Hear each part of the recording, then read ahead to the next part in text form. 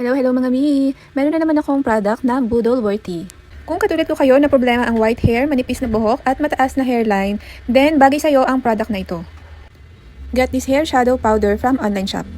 This is the Root Touch Up Hair Shadow Powder from Ceviche in shade dark brown. So ito na yon, itry na natin siya.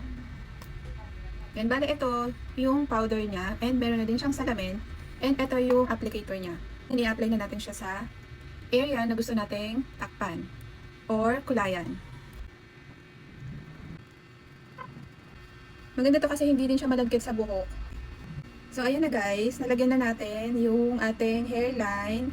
Ayan, hindi na siya masyadong mataas yung hairline natin. And yung white hair natin dito sa may bandang roots, ayan, natakpan na natin siya.